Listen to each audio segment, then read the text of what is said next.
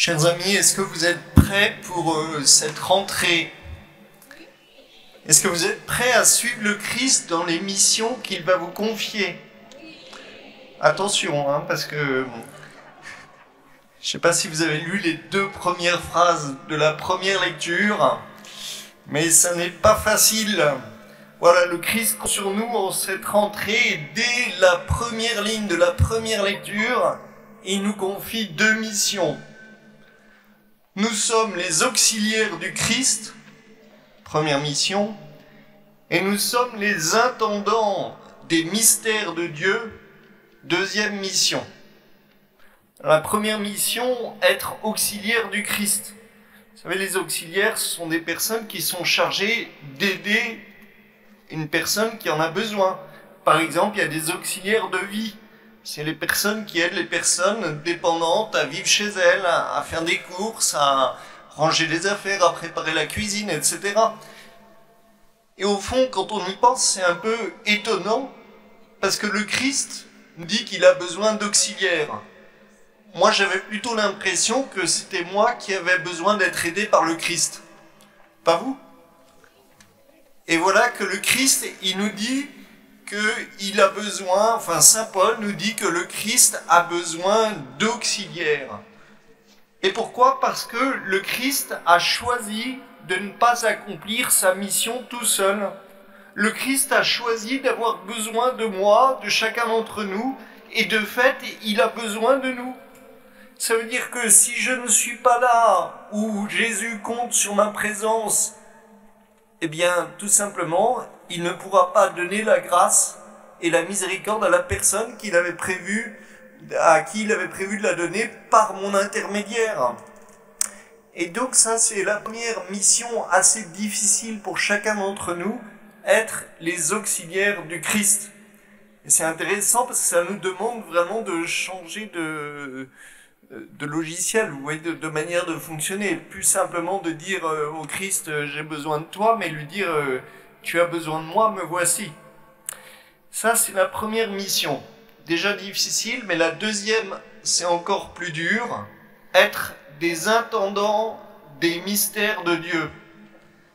Alors l'intendant, c'est celui qui est chargé de gérer, par exemple, une maison ou une activité en l'absence du maître.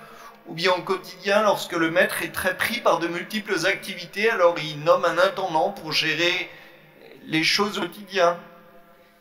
Mais ici, il s'agit d'être intendant des mystères de Dieu.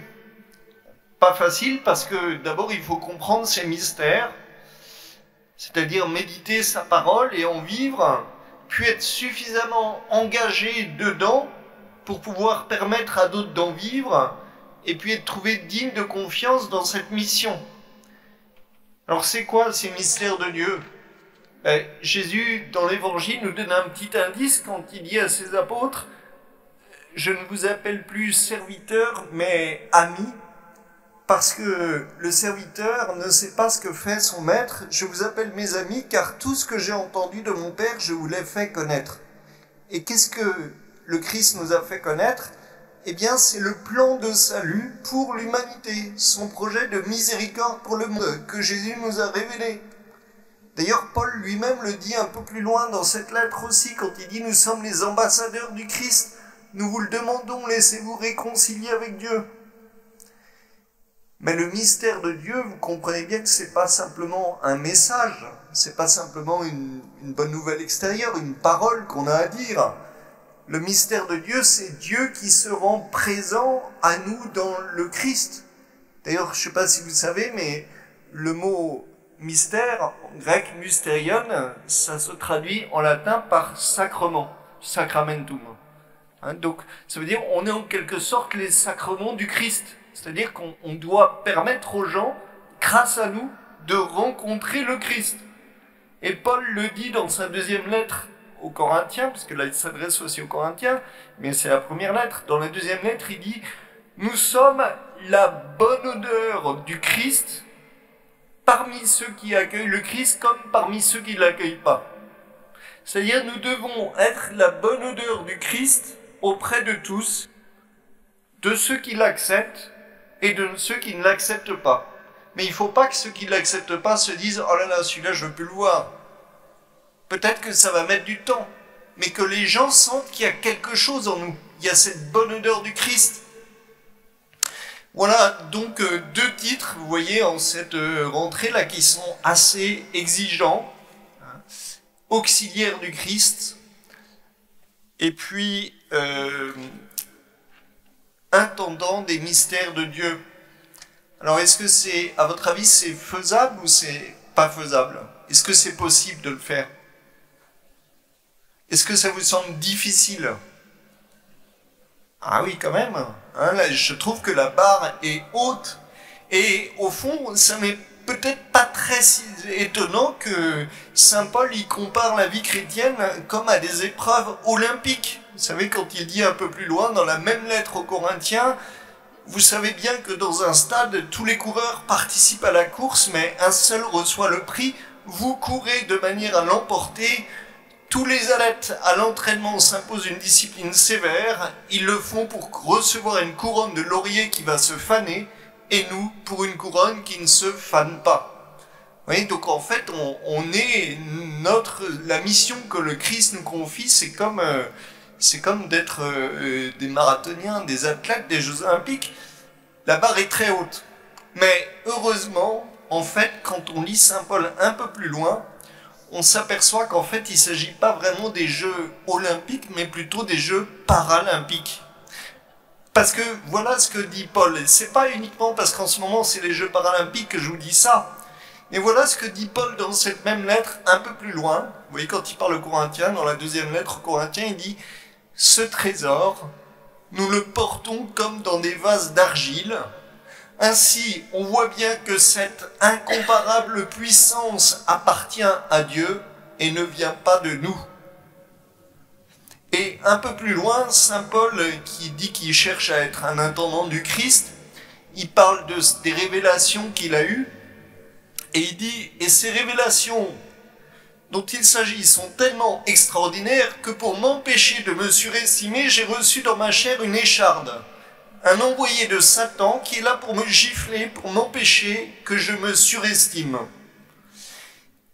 Par 3 fois, j'ai demandé au Seigneur de l'écarter de moi, mais il m'a déclaré « Ma grâce te suffit, car ma puissance donne toute sa mesure dans la faiblesse. » C'est donc, dit saint Paul, très volontiers que je mettrai plutôt ma fierté dans mes faiblesses, afin que la puissance du Christ fasse en moi sa demeure. C'est pourquoi j'accepte de grand cœur, pour le Christ, les faiblesses, les insultes, les contraintes, les persécutions, les situations angoissantes, car lorsque je suis faible, c'est alors que je suis fort. Vous comprenez qu'il s'agit plutôt des Jeux Paralympiques. Hein, c'est-à-dire que c'est pas par nos propres forces qu'on va arriver à accomplir ces missions. On va y arriver. Pourquoi? Parce que le Christ va venir les accomplir en nous. C'est le Christ qui va nous aider. Dans la course pour la sainteté, nous avons un grand handicap. Notre handicap, c'est le péché, voilà, qui nous empêche d'avancer tout seul, qui nous empêche de nous relever, d'avancer aussi vite que le Seigneur viendrait. Il nous confie des missions et puis on n'y arrive pas, on a peur d'aller rencontrer les autres, de témoigner d'autres fois.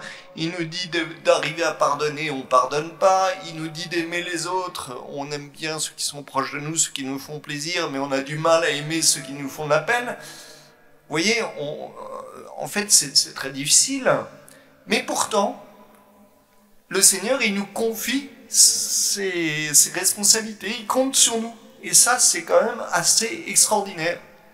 Et alors, je trouve que c'est les Jeux Paralympiques en ce moment, qu'on peut voir à la télévision, ou si vous assistez à des épreuves, c'est vraiment extraordinaire, parce qu'on voit ces personnes qui ont été touchées par un handicap, soit de naissance, soit quelque chose qui leur est arrivé, et au lieu de, vous voyez, de se morfondre, de dire ben, ça y est, je suis foutu, ils se retournent, il se passe quelque chose, ils se disent mais avec ce que je suis, eh bien je vais essayer de donner le meilleur.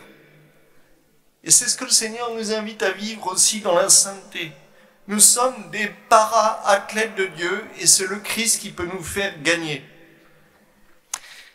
Alors pour gagner, ben, il faut s'entraîner. Et c'est vrai que dans l'évangile, les pharisiens et les scribes de l'évangile, qui, je crois, veulent vraiment être aussi des intendants des mystères de Dieu, ils sont un peu surpris parce qu'ils pensent que pour s'entraîner, c'est vrai, il faut jeûner, il faut beaucoup prier, puis ils connaissent les disciples de Jean-Baptiste qui jeûnent, qui prient, puis ils voient les disciples de Jésus qui mangent et qui boivent. Et du coup, c'est vrai qu'en ce début d'année, on peut se poser la question de se dire, est-ce que nous, pour être des para-athlètes de Dieu, pour remplir cette double mission, d'être intendant des mystères de Dieu et d'être auxiliaire du Christ, est-ce qu'il faut vraiment qu'on vive nous aussi une vie plus ascétique, plus difficile?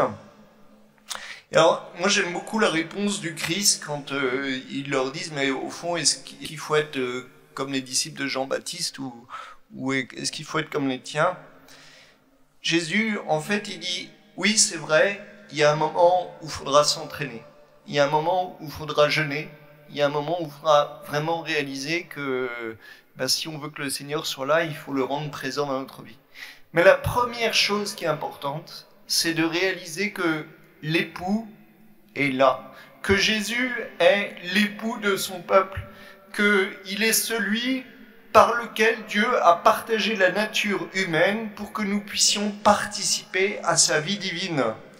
Et vous savez que Jean-Baptiste lui-même, une fois quand on l'interroge pour savoir s'il est le Messie, il dit « Non, je ne suis pas le Messie, je suis l'ami de l'époux et en lui je trouve toute ma joie. » Et donc, la priorité numéro 1 pour nous aujourd'hui, c'est d'abord de réaliser que Jésus est venu pour nous proposer de partager sa vie et pour cela, d'accepter de lui partager notre vie.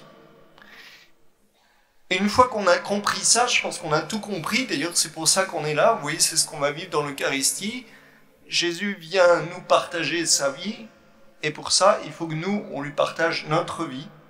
Et donc, dans un deuxième temps, puisque nous réalisons que c'est difficile au quotidien, eh bien, il est nécessaire de prendre le temps régulièrement de jeûner, de prier pour y parvenir. Mais attention, nous dit Jésus, si on veut accueillir Jésus d'une manière renouvelée dans notre vie, il faut aussi nous renouveler dans nos habitudes, pas simplement refaire ce qu'on a toujours fait. Pour être auxiliaire du Christ ou intendant des mystères de Dieu, il faut laisser l'Esprit Saint travailler dans notre vie. Et cela ne peut pas se faire sans dire au Seigneur, « Seigneur, qu'est-ce que tu veux que je fasse de neuf cette année, de nouveau cette année, pour t'accueillir, pour témoigner de ta présence autour de moi ?» C'est pour ça que Jésus dit, on ne met pas de vin neuf dans des vieilles outres. Mais Jésus, c'est le vin nouveau, et il est nouveau sans arrêt. Et si on fait uniquement ce qu'on a toujours fait, eh bien cette année, elle va ressembler à l'année dernière, qui était sans doute très bien. Mais je crois que si on veut gagner les Jeux paralympiques, il faut faire encore mieux cette année. Et donc, il faut accueillir de manière renouvelée. Vous voyez, le Christ. Voilà, chers amis, ce programme spirituel de notre rentrée qui nous est fixé et qui est assez intense. Devenir des auxiliaires du Christ, premièrement. Ensuite, être des intendants du mystère de Dieu auprès des autres. Et pour cela, accueillir le Christ comme l'époux de l'Église en partageant sa vie et en lui partageant notre vie. Puis nous renouveler dans nos pratiques religieuses en osant poser à Jésus cette question, « Qu'est-ce que tu veux que je fasse de nouveau cette année pour t'accueillir et témoigner de ta présence autour de moi ?» Jésus, j'ai confiance en toi. Jésus, j'ai confiance en toi. Jésus, j'ai confiance en toi. Amen.